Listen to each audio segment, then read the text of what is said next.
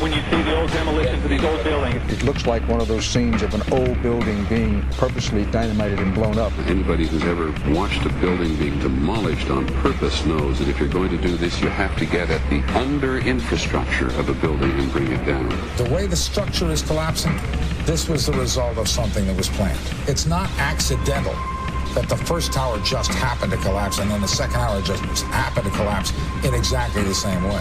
How they accomplished this, we don't know. The building collapsed to dust. You don't find a desk. You don't find a chair. You don't find a telephone, a computer. The biggest piece of a telephone I found was half of the keypad, and it was about this big. What happened to the concrete? The concrete was pulverized from river to river. There was dust powder 2-3 inches thick. The concrete was just pulverized. Reminiscent of those pictures we've all seen too much on television before, when a building was deliberately destroyed by well-placed dynamite to knock it down. If they had detonated, if they were planned to take down a building. I heard a second explosion. There was a heavy-duty explosion. Then there was those secondary explosions and then the subsequent collapses. An explosion blew and it knocked everybody over. To me, it sounded like an explosion. It sounded like gunfire. Bang, bang, bang, bang, bang. And then all of a sudden, 3 big explosions. We heard a big explosion coming down. And then the entire top of the building just blew up. We saw some kind of explosion. By the force of the explosions. Big explosion. Blew us back into the 8th floor. Then we get to the lobby. This is a big explosion. The lobby looked as though a bomb had exploded there. A huge explosion now raining debris. It's been a huge explosion. Huge explosion that we all heard and felt. We just witnessed some kind of follow-up explosion. We heard a very loud blast explosion. A secondary explosion at Tower 1 camp. That is another bomb going off. He thinks that there were actually devices that were planted in the building. Planted in the building.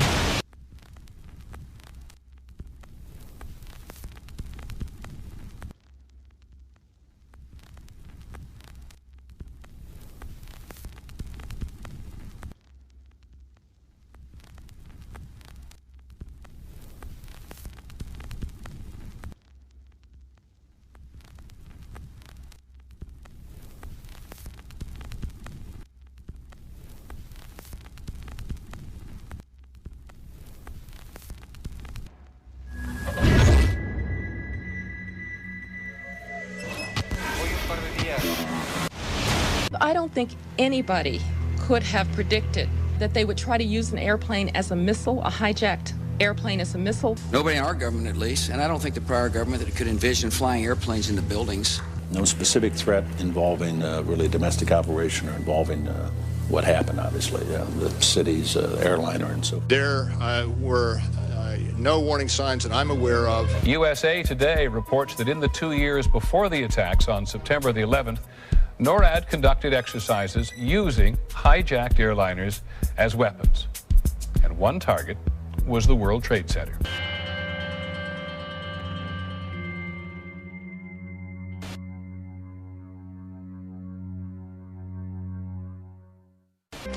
In confidential documents from the Philippines obtained by CNN, the plan was clear. He will board any American commercial aircraft, control its cockpit, and dive it at the CIA headquarters. Other buildings targeted the Pentagon and the World Trade Center. Security in counterterrorism was blinking red, in the words of George Tenet, that the warnings of an imminent attack were so severe that something dramatic should have been done. It was unparalleled. Instead, our president went on a month-long vacation.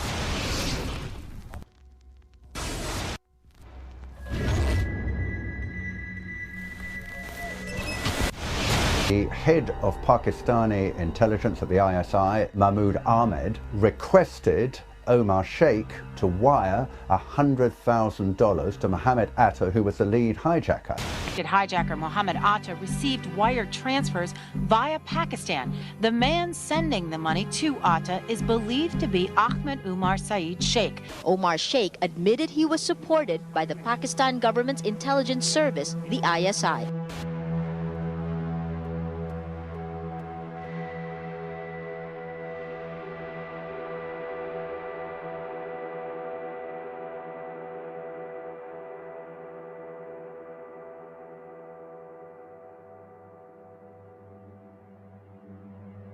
although we are told that 4 or 5 of the alleged hijackers were on each of the flights. If so, their names should have been on the flight manifests. But the flight manifests that have been released contain neither the names of the alleged hijackers nor any Arab names whatsoever. We know that the men who were supposedly the hijackers had their houses, cars, credit cards paid for by the U.S. government. They were, in truth, agents. Evidence was also apparently planted. The passport of one of the hijackers on Flight 11 was allegedly found in the rubble. Goes through the fireball, through the side of the plane, and comes down to the ground unscathed. But something happened. For 6 months, they reported they had this passport. Boy, we've got it. We've got the proof. And then the guy stood up and was alive. Several of these 19 men are still alive.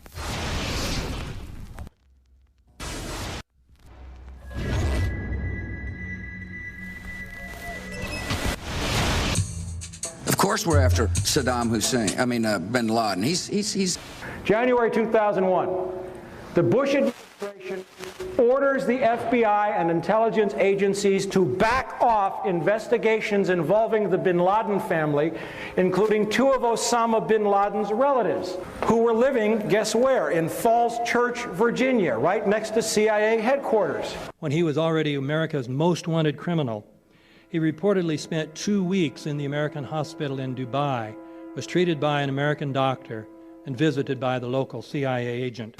We have not seen one piece of evidence that links Osama bin Laden directly to the planning stages of September 11th. This failure to provide proof was later said to be unnecessary because bin Laden, in a video allegedly found in Afghanistan, admitted responsibility for the attacks. This confession is now widely cited as proof.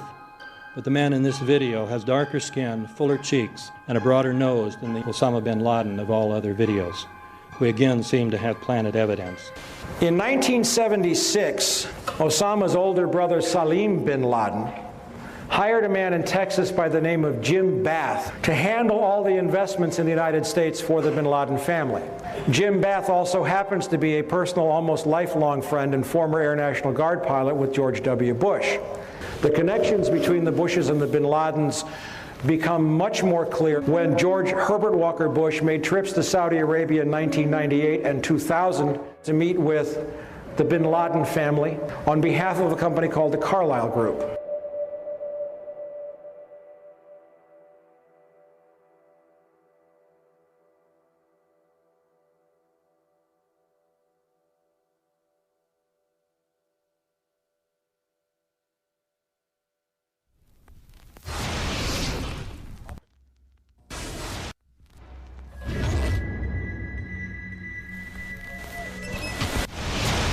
How could anyone fly a 60-ton, 125-foot wide, 44-foot tall plane through this obstacle course? The aircraft, before striking the Pentagon, reportedly executed a 270-degree downward spiral, and yet Hani Hanjour was known as a terrible pilot who could not safely fly even a small plane.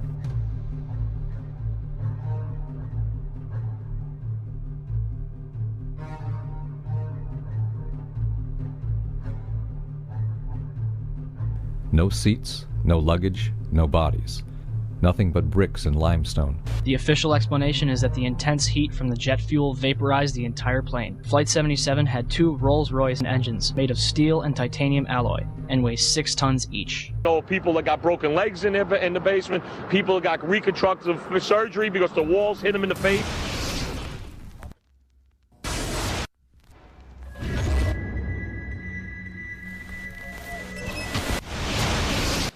According to standard operating procedure, if an FAA flight controller notices anything that suggests a possible hijacking, the controller is to contact a superior. If the problem cannot be fixed within about a minute, the superior is to ask NORAD, the North American Aerospace Command, to send up or scramble jet fighters to find out what is going on. NORAD then issues the scramble order to the nearest Air Force base with fighters on alert. But although interceptions usually occur within 10 or so minutes, in this case, 80 or so minutes had elapsed before fighters were even airborne. It's a mind-bending anomaly. Not a single U.S. Air Force interceptor turns a wheel until it's too late. There are no jets at all. What if they were so confused and had been so deliberately confused that they couldn't respond? The reason that they didn't know where to go was because a number of conflicting and overlapping war game exercises were taking place. It involved the insertion of false radar blips onto radar screens in the Northeast Air Defense Sector. Center Team U, we have a problem here. We have a hijacked aircraft headed towards New York. We need someone to scramble some F-16s or something up there to help us out. Is this real world or exercise? Is this real world or exercise? There was another exercise, Vigilant Warrior, which was, in fact, according to a NORAD source, a live-fly hijack drill being conducted at the same time. With only 8 available fighter aircraft, and they have to be dispatched in pairs, they were dealing with as many as 22 possible hijacks on the day of 9/11, and they couldn't separate the war game exercises from the actual hijacks.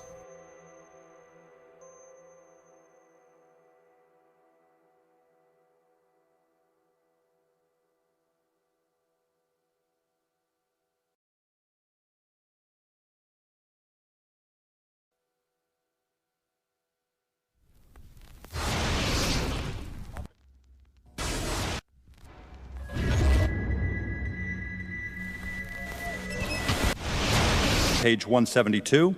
The U.S. government has not been able to determine the origin of the money used for the 9/11 attacks. Ultimately, the question is of little practical significance. The American authorities have not managed to trace the source of the funding. And then the most amazingly disingenuous statement ultimately is it of little consequence. It is of massive consequence. Doesn't it matter who paid for 9/11? The collapse of Building 7 has been recognized as especially difficult to explain. The 9/11 Commission report implicitly admitted that it could not explain the collapse of this building by not even mentioning it. President, why are you and the Vice President insisting on appearing together before the 9/11 Commission? Because the 9/11 Commission wants to ask us questions. That's why we're meeting, and I look forward to meeting with them and answering their questions. Why you're appearing together rather than separately, which was their request? Because it's a good chance for both of us to answer questions that the 9/11 Commission is looking forward to asking us, and I'm looking forward to answering them. Let's see. Do you think they should be able to stand up and speak their own words? They should go under oath. They should be, yeah. In public.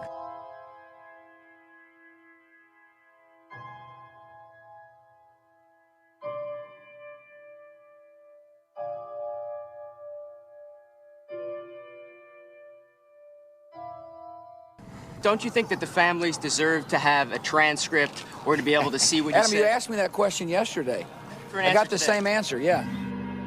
The final report was a unanimous report. That means that if there was a single commissioner who had any objection about anything, that fact would be dropped from the report.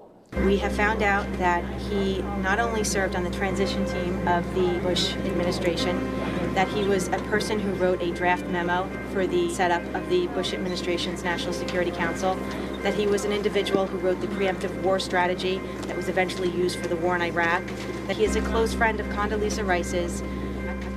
We want him to resign. There is literally nothing in the 9/11 report that the Bush administration did not approve of. We can understand, therefore, why the Commission, under Zelikow's leadership, would have ignored all the evidence that would point to the truth, that 9/11 was a false flag operation intended to authorize the doctrines and funds needed for a new level of imperial mobilization.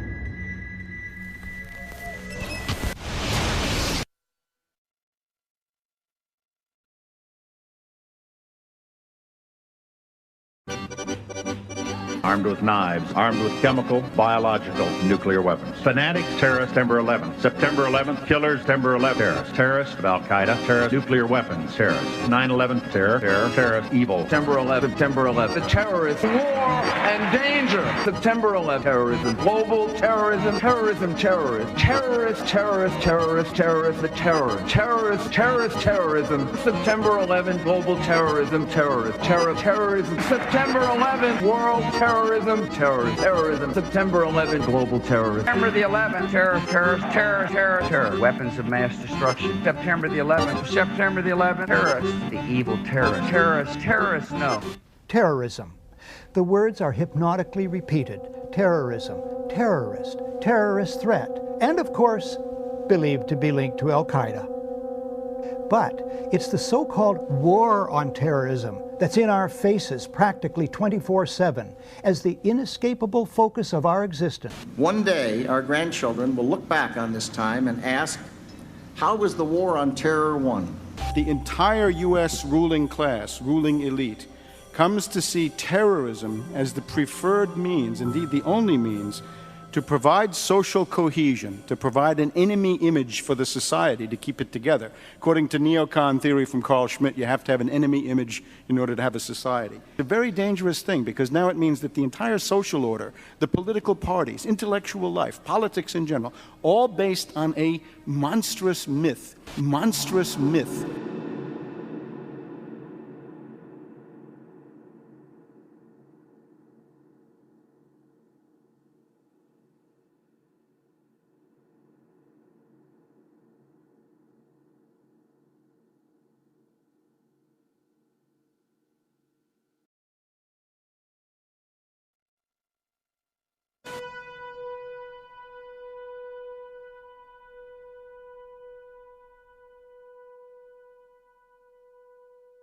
Look, the CIA has done in this country, what they've done to us is unbelievable.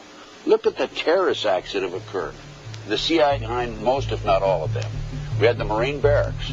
We had our embassy in Kenya. We had Pan Am 103. We had the USS Cole. We had Oklahoma City. We had the World Trade Center in 1993.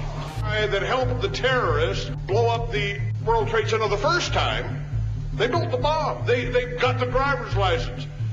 The informant, the informant, a fellow named Salam, a 43-year-old former Egyptian army officer, he was given the assignment to put the bomb together. And he went to his supervisor, his FBI supervisor, and said, we're going to put a dummy bomb in here, right? And the FBI supervisor said, no, we're going to put a real bomb. The FBI actually carried out the attack on the World Trade Center in 1993. They actually hired Ahmad Salam and paid him $1 million and gave him real explosives, a detonator, and told him to build a bomb and to give it to the foolish people that he was controlling to allow them to attack the World Trade Center complex.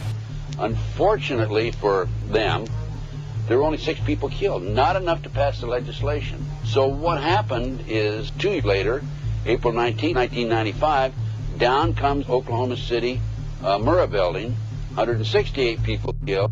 1 year later, the anti-terrorism legislation that takes away many of our constitutional rights and civil liberties is passed.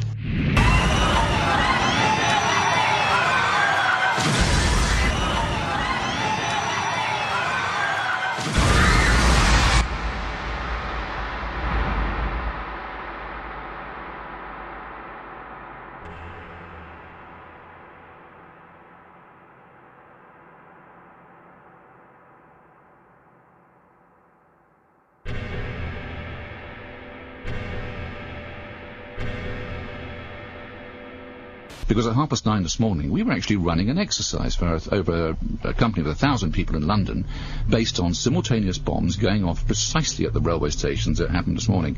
So I still have the hairs on the back of my neck standing upright. To get this quite straight, you were running an exercise to see how you would cope with this, and it happened while you were running the exercise? Precisely.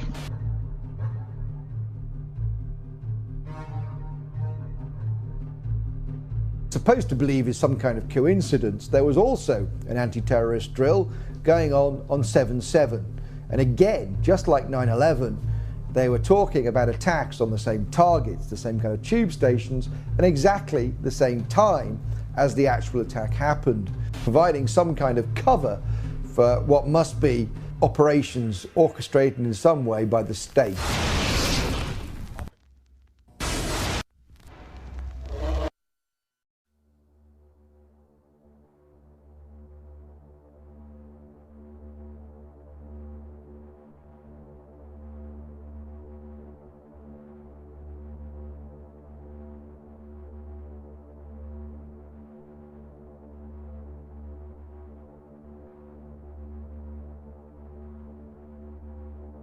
I am absolutely appalled at how much people in this country do not think.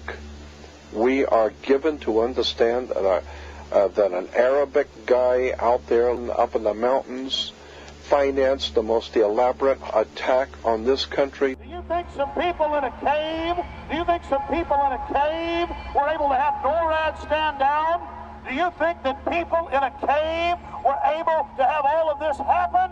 And when I think about how many Americans were killed in New York City, and believing as I do that this thing was a setup job, this is a textbook operation that Nazis used, and they've used it over and over again. America has been suckered in one more time. I don't have to tell you things are bad. Everybody knows things are bad. The dollar buys a nickel's worth. Banks are going bust. Shopkeepers keep a gun under the counter. Punks are running wild in the street, and there's nobody anywhere who seems to know what to do, and there's no end to it. We know the air is unfit to breathe, and our food is unfit to eat. We sit watching our TVs while some local newscaster tells us that today we had 15 homicides and 63 violent crimes, as if that's the way it's supposed to be. We know things are bad, worse than bad. They're crazy. It's like everything everywhere is going crazy, so we don't go out anymore. We sit in the house, and slowly the world we're living in is getting smaller, and all we say is, please, at least leave us alone in our living rooms. Let me have my toaster and my TV and my steel-belted radios, and I won't say anything. Just leave us alone. Well, I'm not going to leave you alone. I want you to get mad.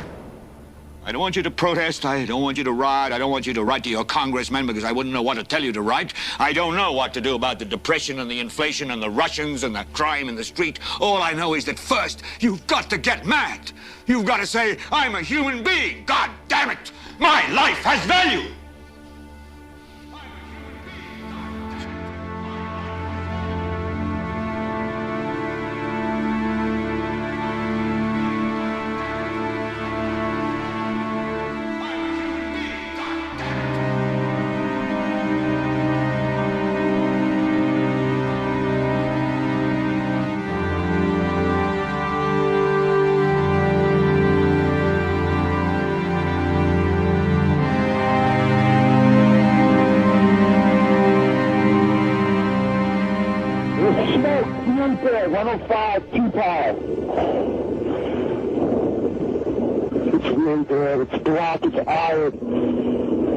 My wife thinks I'm all right. I called her and said I was leaving the building. I was fine, and bang. Two, three of us, two broken windows. Oh, God!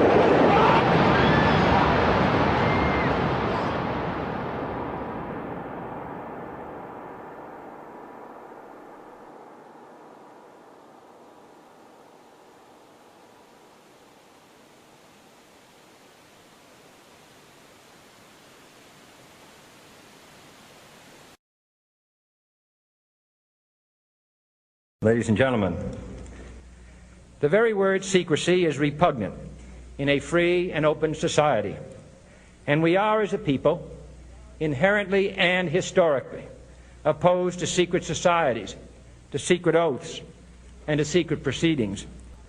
For we are opposed around the world by a monolithic and ruthless conspiracy that relies primarily on covert means for expanding its sphere of influence, on infiltration instead of invasion, on subversion instead of elections, on intimidation instead of free choice.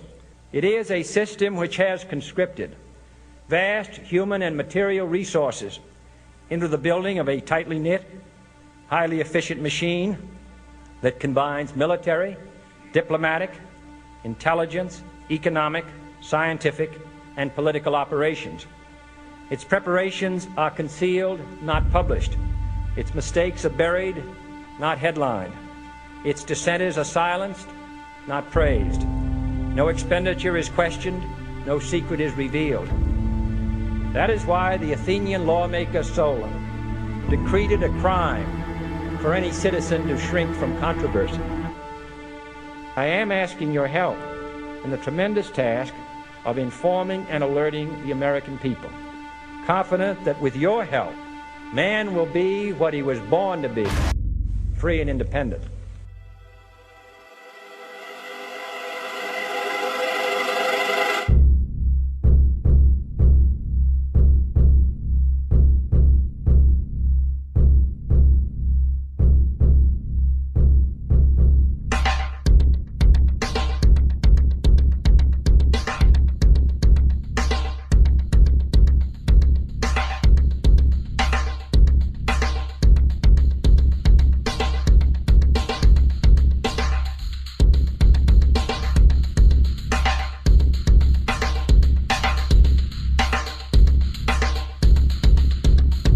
In 1775, the American Revolutionary War began as the American colonies sought to detach from England and its oppressive monarchy.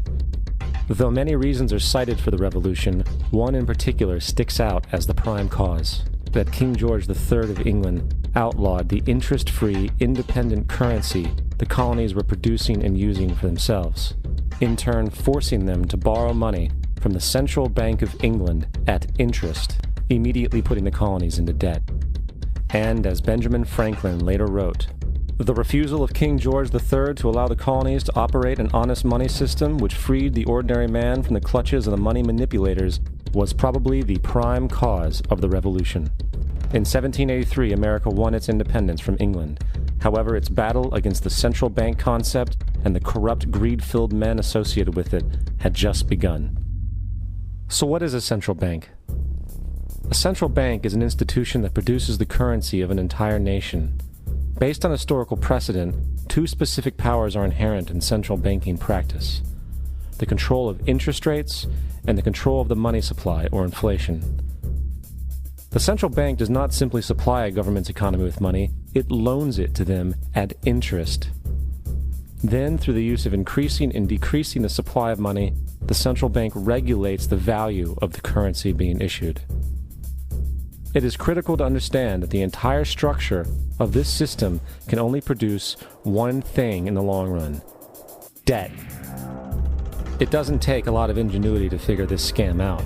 For every single dollar produced by the central bank is loaned at interest. That means every single dollar produced is actually the dollar plus a certain percent of debt based on that dollar. And since the central bank has the monopoly over the production of the currency for the entire country, and they loan each dollar out with immediate debt attached to it, where does the money to pay for the debt come from? It can only come from the central bank again, which means the central bank has to perpetually increase its money supply to temporarily cover the outstanding debt created, which in turn, since that new money is loaned out at interest as well, creates even more debt. The end result of this system without fail is slavery, for it is impossible for the government and thus the public to ever come out of the self-generating debt. The founding fathers of this country were well aware of this.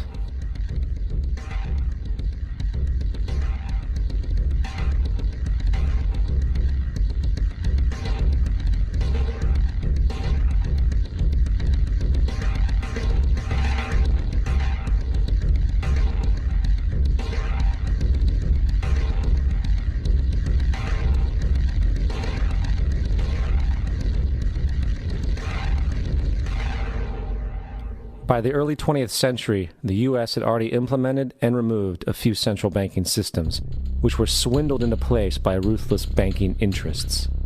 At this time, the dominant families in the banking and business world were the Rockefellers, the Morgans, the Warburgs, the Rothschilds. And in the early 1900s, they sought to push once again legislation to create another central bank. However, they knew the government and public were very weary of such an institution, so they needed to create an incident to affect public opinion. So, J.P. Morgan, publicly considered a financial luminary at the time, exploited his mass influence by publishing rumors that a prominent bank in New York was insolvent or bankrupt. Morgan knew this would cause mass hysteria, which would affect other banks as well. And it did. The public, in fear of losing their deposits, immediately began mass withdrawals. Consequently, the banks were forced to call in their loans, causing the recipients to sell their property, and thus a spiral of bankruptcies, repossessions, and turmoil emerged. Putting the pieces together a few years later, Frederick Allen of Life magazine wrote, "The Morgan interests took advantage to precipitate the panic, guiding it shrewdly as it progressed." Unaware of the fraud, the Panic of 1907 led to a congressional investigation headed by Senator Nelson Aldrich, who had intimate ties to the banking cartels and later became part of the Rockefeller family through marriage. The commission, led by Aldrich, recommended a central bank should be implemented so a panic like 1907 could never happen again. This was the spark the international bankers needed to initiate their plan. In 1910, a secret meeting was held at a J.P. Morgan estate on Jekyll Island off the coast of Georgia. It was there that the central banking bill called the Federal Reserve Act was written. This legislation was written by bankers, not lawmakers. This meeting was so secretive, so concealed from government and public knowledge that the 10 or so figures who attended disguised their names when en route to the island. After this bill was constructed, it was then handed over to their political frontman, Senator Nelson Aldrich, to push through Congress. And in 1913, with heavy political sponsorship by the bankers, Woodrow Wilson became president, having already agreed to sign the Federal Reserve Act in exchange for campaign support. And 2 days before Christmas, when most of Congress was at home with their families, the Federal Reserve Act was voted in, and Wilson in turn made it law. Years later, Woodrow Wilson wrote, in regret,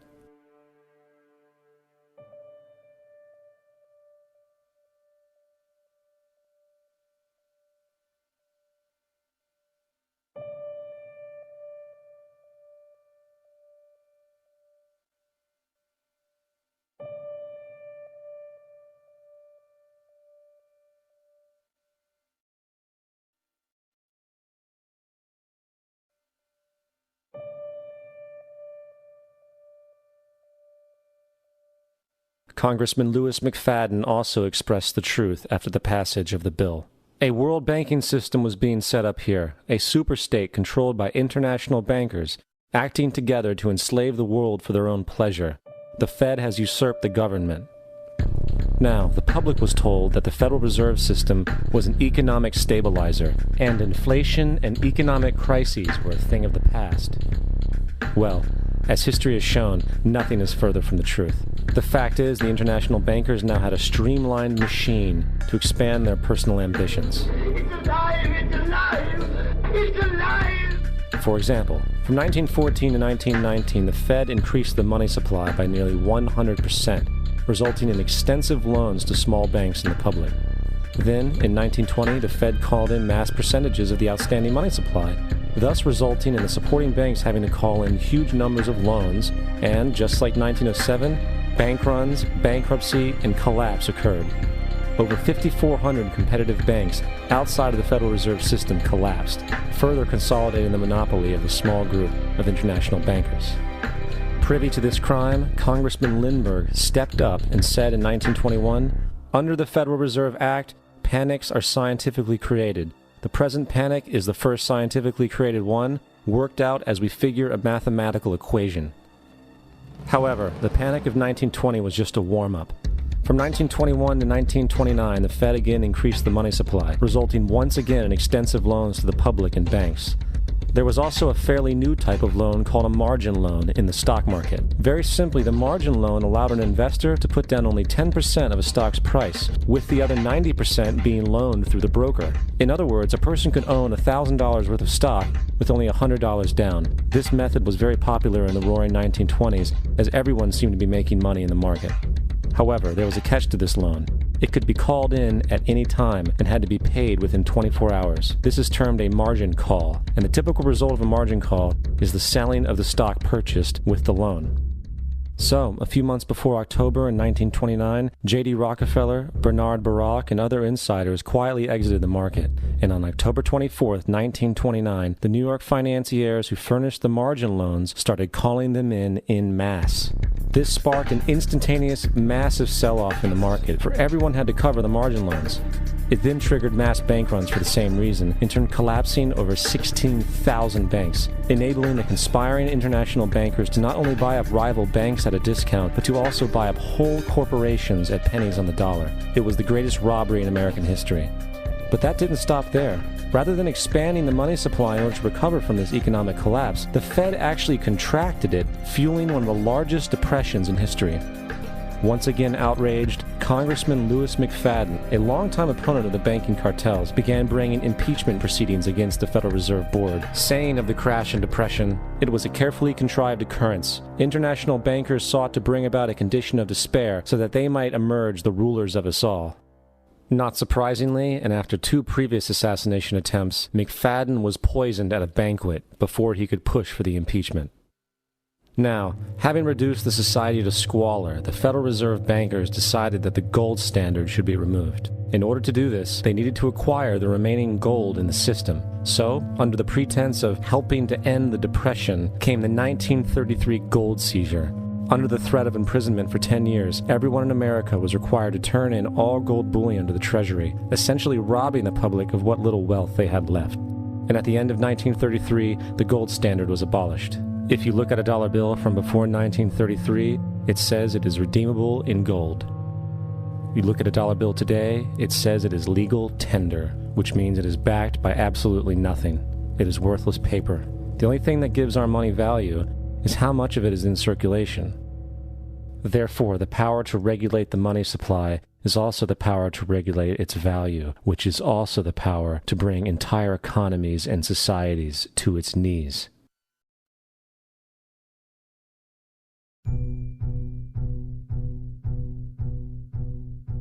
It's important to clearly understand, the Federal Reserve is a private corporation. It is about as Federal Express. It makes its own policies and is under virtually no regulation by the U.S. government.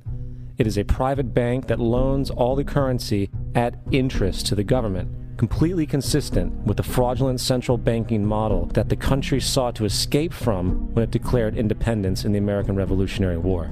Now, going back to 1913, the Federal Reserve Act was not the only unconstitutional bill pushed through Congress. They also pushed the federal income tax. It's worthwhile to point out that the American public's ignorance towards the federal income tax is a testament to how dumbed down and oblivious the American population really is. First of all, the federal income tax is completely unconstitutional, as it is a direct, unapportioned tax. All direct taxes have to be apportioned to be legal based on the Constitution. Secondly, the required number of states in order to ratify the amendment to allow the income tax was never met, and this has even been cited in modern court cases.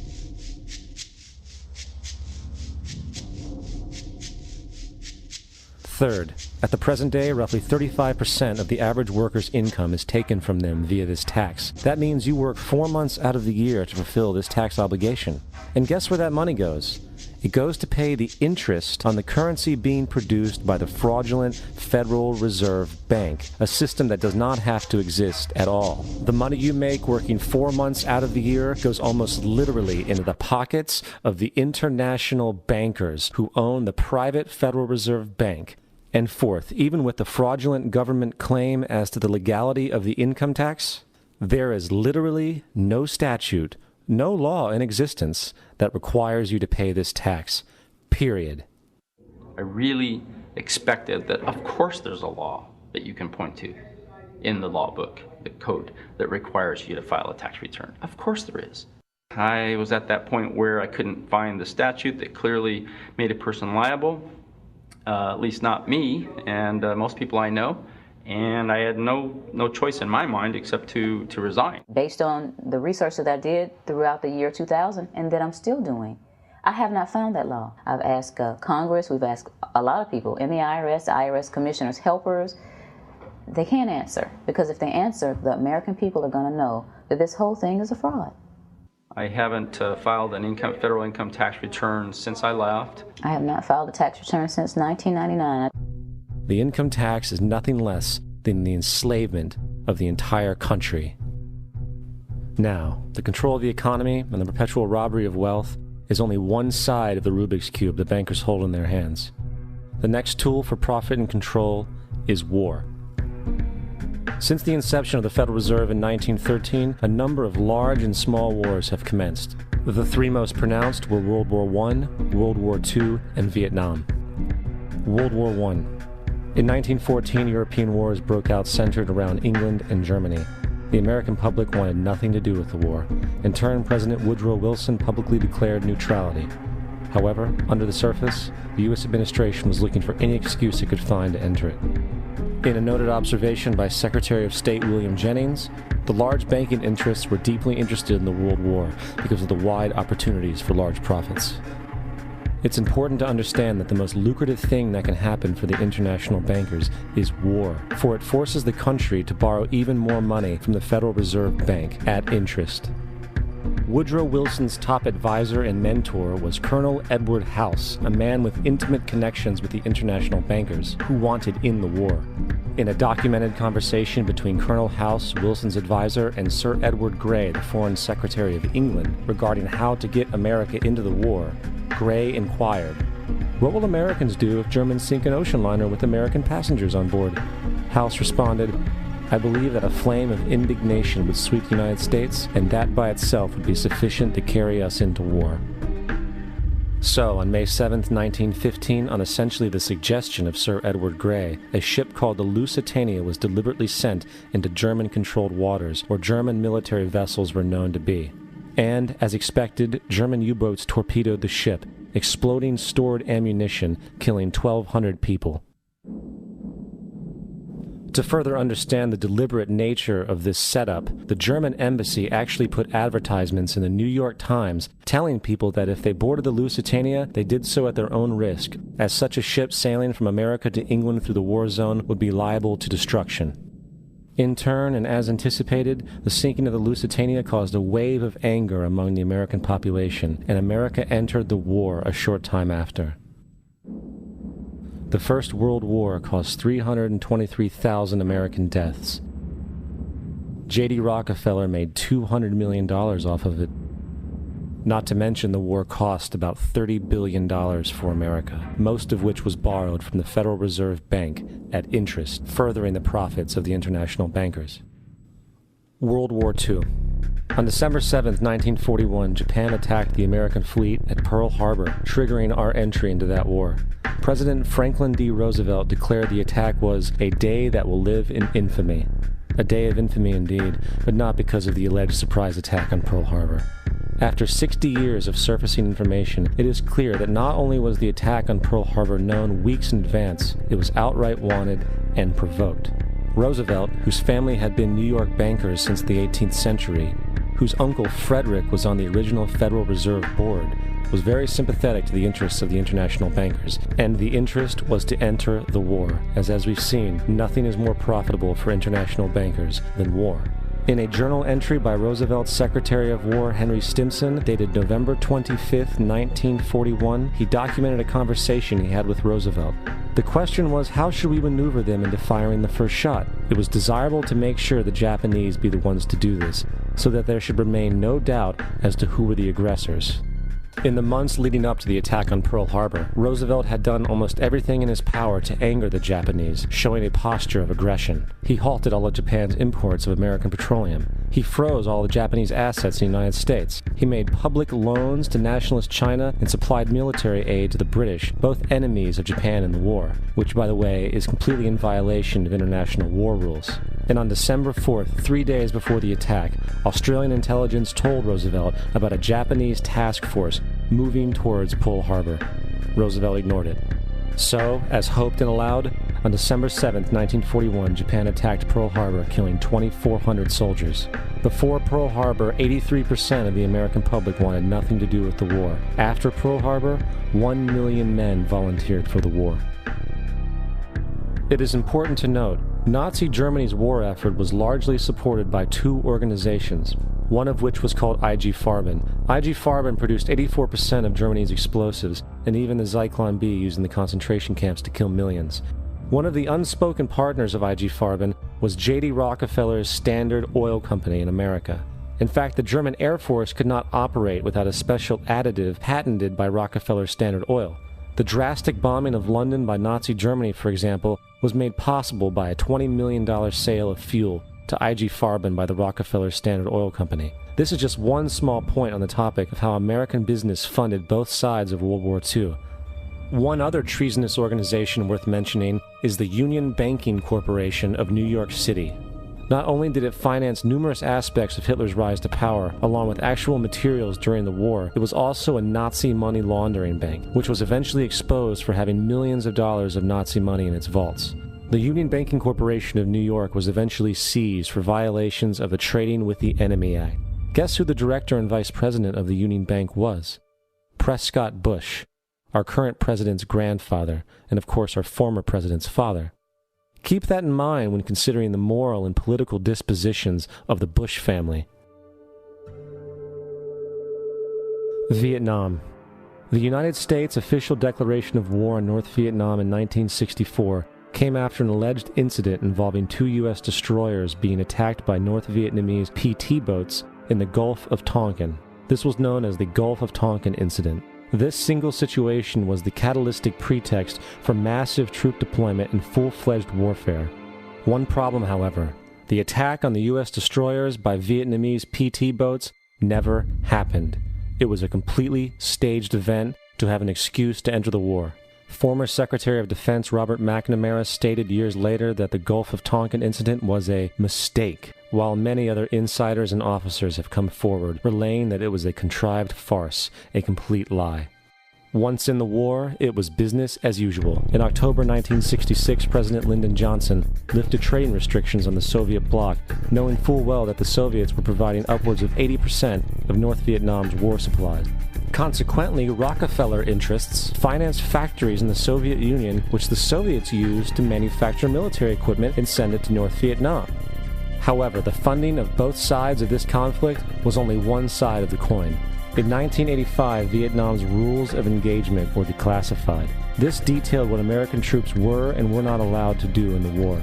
It included absurdities like North Vietnamese anti-aircraft missile systems could not be bombed until they were known to be fully operational. No enemy could be pursued once they crossed the border of Laos or Cambodia. And most revealing of all, the most critical strategic targets were not allowed to be attacked unless initiated by high military officials.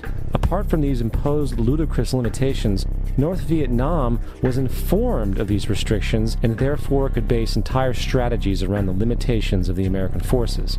This is why the war went on so long. And the bottom line is this: the Vietnam War was never meant to be won, just sustained. This war for profit resulted in 58,000 American deaths and 3 million dead Vietnamese. So, where are we now? September 11th was the jumpstart for what is now an accelerated agenda by the ruthless elite. It was a staged war pretext no different than the sinking of the Lusitania, the provoking of Pearl Harbor, and the Gulf of Tonkin lie. In fact, if 9/11 wasn't a planned war pretext, it would be an exception to the rule. It has been used to launch 2 unprovoked illegal wars, one against Iraq and one against Afghanistan. However, 9/11 was a pretext for another war as well, the war against you. The Patriot Act, Homeland Security, the Military Tribunals Act, and other legislations are all completely and entirely designed to destroy your civil liberties and limit your ability to fight back against what is coming. Currently in the United States, unannounced to most brainwashed Americans, your home can be searched without a warrant, without you being home. You can in turn be arrested with no charges revealed to you, detained indefinitely with no access to a lawyer, and legally tortured, all under the suspicion that you might be a terrorist. If you need a painted picture of what is happening in this country, let's recognize how history repeats itself. In February 1933, Hitler staged a false flag attack, burning down his own German parliament building, the Reichstag, and blamed it on communist terrorists. Within the next few weeks, he passed the Enabling Act, which completely eradicated the German Constitution, destroying people's liberties. He then led a series of preemptive wars, all justified to the German people as necessary to maintaining Homeland Security.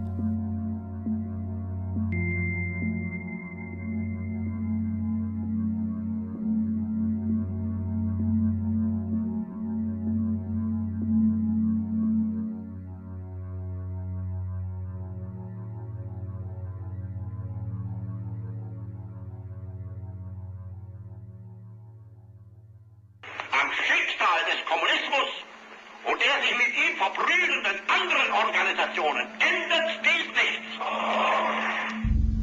Our enemy is a radical network of terrorists and every government that supports them. It's time to wake up. The people in power go out of their way to make sure that you are perpetually misled and manipulated. The majority's perception of reality, especially in the political arena, is not their own. It is shrewdly imposed upon them without them even knowing it. For example, the public at large actually believes the invasion of Iraq is going badly, as sectarian violence doesn't seem to stop. What the public fails to see is that the destabilization of Iraq is exactly what the people behind the government want. This war is to be sustained so the region can be divided up, domination of the oil maintained, continual profits reaped for the defense contractors, and most importantly, permanent military bases established to be used as a launching pad against other oil-bearing, non-conforming countries such as Iran and Syria. For further implication that the civil war and destabilization is purely intentional, in 2005, 2 elite British SAS officers were arrested by Iraqi police after being caught driving around in their car shooting at civilians while dressed up as Arabs. After being arrested and taken to a jail in Basra, the British Army immediately requested the release of these men. When the Basra government refused, British tanks came in and physically broke out the men from the Basra prison. If you wish to destroy an area, how do you do it? Well, there are 2 ways. You can go in there and bomb it and so forth, but that is not very efficient. What you do is you try to get the people in that area to kill each other and to destroy their own territory, their own farms. And that's what's been done in that area. The way in which you destroy an opponent is get him to destroy himself by dividing his ranks against one another. Then you feed both sides. You have agents feeding both sides, inflaming both sides. And they kill each other off. And it's time that some of us woke up to this reality to understand that people who try to maintain empires and create empires do it by manipulating the people they're trying to conquer. You might want to ask yourself why the entire culture is utterly saturated with mass media entertainment from all sides, while the educational system in America continues its stupefying downward slide since the U.S. government decided to take over and subsidize the public school system. What your government pays for, it gets. When we understand that, then we look at government-financed institutions of education and see the kind of students and the kind of education that's being turned out by these government-financed schools. Logic will tell you that if what is being turned out in those schools was not in accord with what the state and the federal government wanted, then it would change it. The bottom line is that the government is getting what they have ordered. They do not want your children to be educated. They do not want you to think too much. That is why our country and our world has become so proliferated with entertainments, mass media, television shows, amusement parks, drugs, alcohol, and every kind of entertainment to keep the human mind entertained, so that you don't get in the way of important people by doing too much thinking. You had better wake up and understand that there are people who are guiding your life and you don't even know it. We're in a lot of trouble because you people and 62 million other Americans are listening to me right now, because less than 3% of you people read books. Because less than 15% of you read newspapers. Because the only truth you know is what you get over this tube. Right now, there is an entire generation that never knew anything that didn't come out of this tube. This tube is the gospel, the ultimate revelation. This tube can make or break presidents, popes, prime ministers. This tube is the most awesome goddamn force in the whole godless world. And woe is us if it ever falls into the hands of the wrong people. And when the largest company in the world controls the most awesome goddamn propaganda force in the whole godless world, who knows what shit will be peddled for truth on this network. So you listen to me. Listen to me. Television is not the truth. Television is a goddamn amusement park. Television is a circus, a carnival, a traveling troupe of acrobats, storytellers, dancers, singers, jugglers, sideshow freaks, lion tamers, and football players. We're in the boredom-killing business. But you people sit there day after day, night after night, all ages, colors, creeds. We're all you know. You're beginning to believe the illusions we're spinning here. You're beginning to think that the tube is reality and that your own lives are unreal. You do whatever the tube tells you. You dress like the tube. You eat like the tube. You raise your children like the tube. You even think like the tube. This is mass madness, you maniacs. In God's name, you people are the real thing. We are the illusion. The last thing the men behind the curtain want is a conscious, informed public capable of critical thinking, which is why a continually fraudulent zeitgeist is output via religion, the mass media, and the educational system. They seek to keep you in a distracted, naive bubble, and they are doing a damn good job of it. In 2005, an arrangement between Canada, Mexico, and the United States was made. This arrangement, unannounced to the public, unregulated by Congress, merges the United States, Mexico, and Canada into one entity, erasing all borders. It's called the North American Union, and you might want to ask yourself why you've never heard of this. In fact, there is only one mainstream reporter who has actually heard of and has had the courage to cover this issue. The Bush administration's open borders policy and its decision to ignore the enforcement of this country's immigration laws is part of a broader agenda. President Bush signed a formal agreement that will end the United States as we know it, and he took the step without approval from either the U.S. Congress or the people of the United States. It's a deal that few have even heard of. It's being done again by very few people at the very top on behalf of the investment class, but the working class of people, political officials across our country, from communities, from cities and so forth, they don't know anything about this. This isn't some trade agreement. It is a total removal of sovereignty from these countries, which will also result in a completely new currency called the Amero.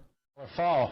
Apart from that, I think one thing people who are dollar-based need to focus on is the Amero. That's the one thing that nobody's talking about that I think is going to have a big impact on everybody's life in Canada, the U.S., and Mexico. The Amero is the proposed new currency for the North American community, which is being developed right now between Canada, the U.S., and Mexico to make a borderless community, much like the EU, and the dollar, Canadian dollar, U.S. dollar, and the Mexican peso replaced by the Amero. By default of this agreement, the American Constitution will eventually be obsolete. You would think that a situation like this would be on the cover of every major newspaper. That is until you realize that the people who are behind this movement are the same people behind the mainstream media, and you are not told what you're not supposed to know. The North American Union is the same concept as the European Union, the African Union, and the soon-to-be Asian Union, and the same people are behind all of them. And, when the time is right, the North American Union, the European Union, the African Union, and the Asian Union will be merged together, forming the final stages of a plan these men have been working on for over 60 years. A one-world government.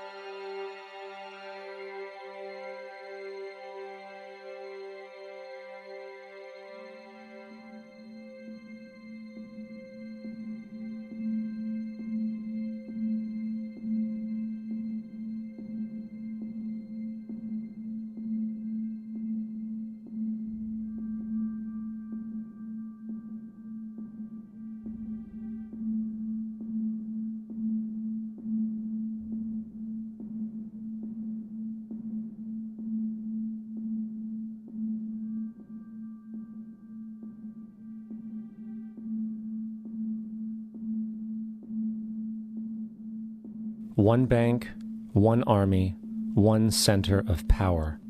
And if we have learned anything from history, it is that power corrupts, and absolute power corrupts absolutely.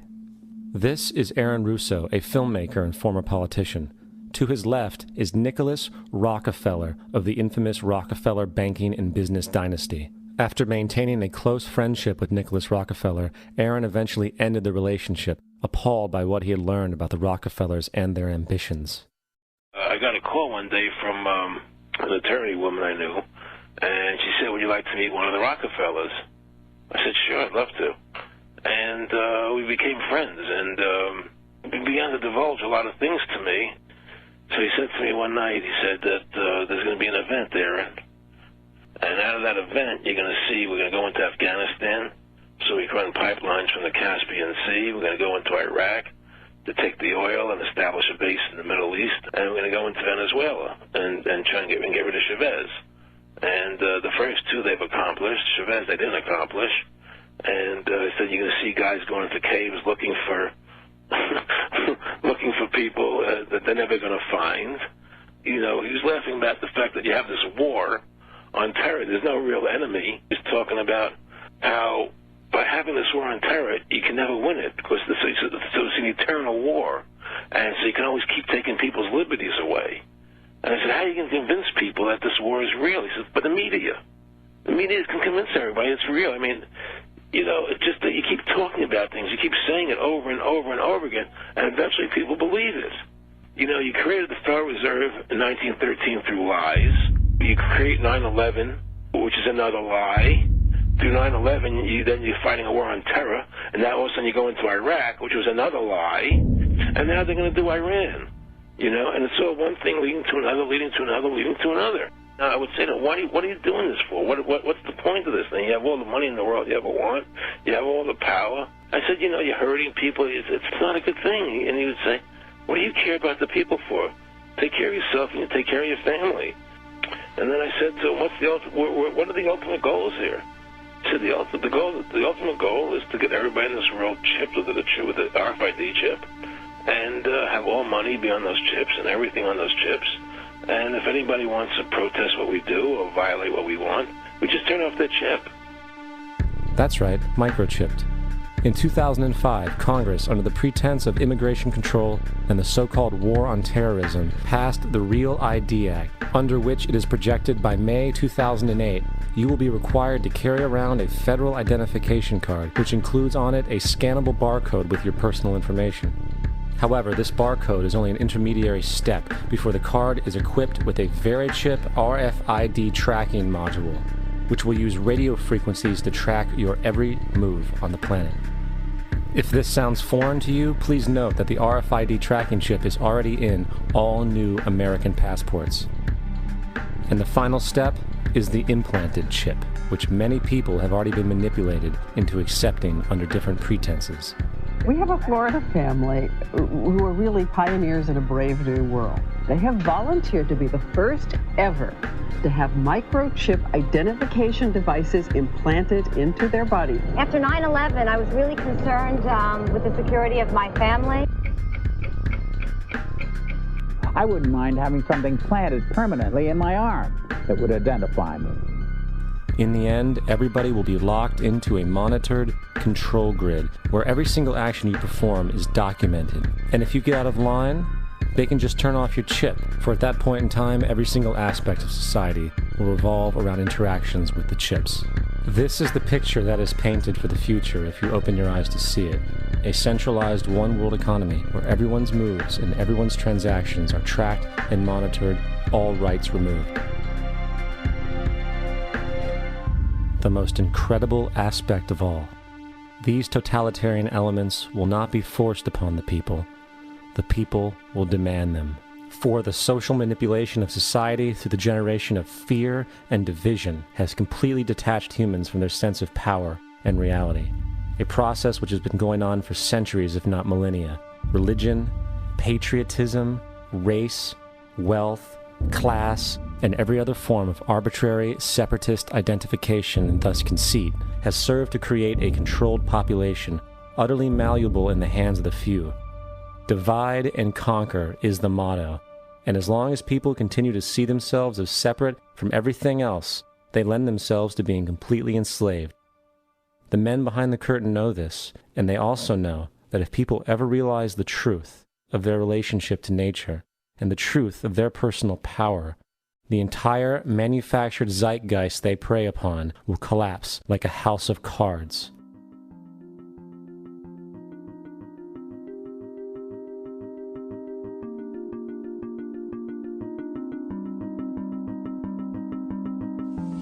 The whole system that we live in drills into us that we're powerless, that we're weak, that our society is evil, that it's crime-ridden, etc., and so forth.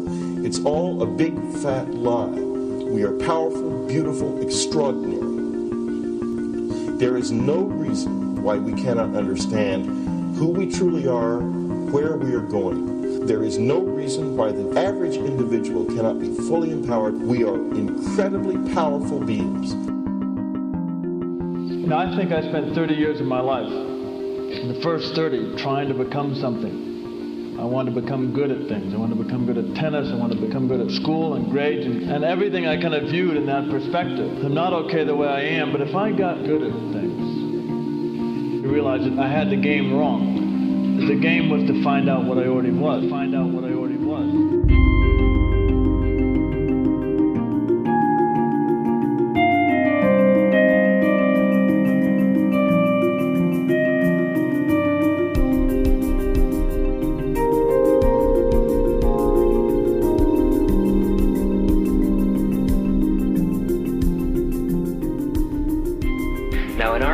We've been trained for individual differences to stand out.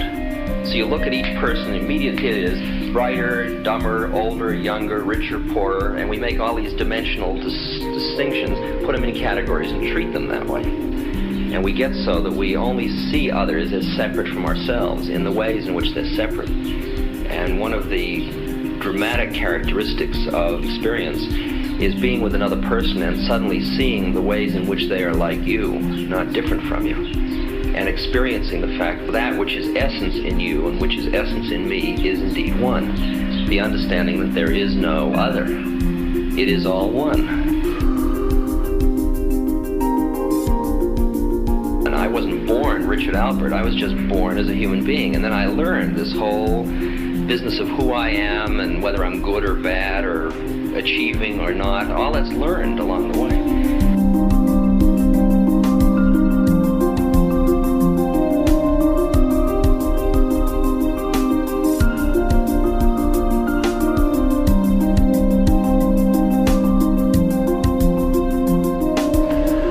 The old appeals to racial, sexual, and religious chauvinism, to rabid nationalist fervor, are beginning not to work. A new consciousness is developing which sees the earth as a single organism and recognizes that an organism at war with itself is doomed.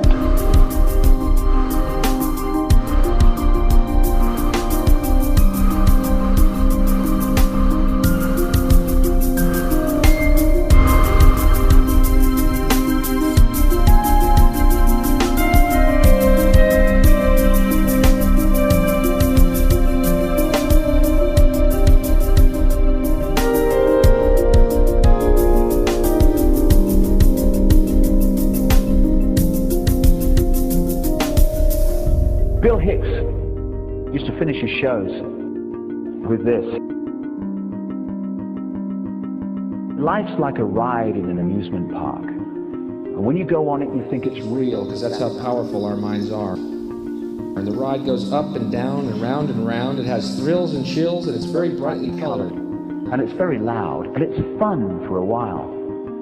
Some have been on the ride for a long time, and they begin to question, is this real, or is this just a ride? And other people have remembered, and they come back to us and they say, hey, don't worry. Don't be afraid ever, because this is just a ride. And we kill those people. Shut him up, I've got a lot invested in this ride. Shut him up! Look at my furrows of worry. Look at my big bank account. My family, this has to be real.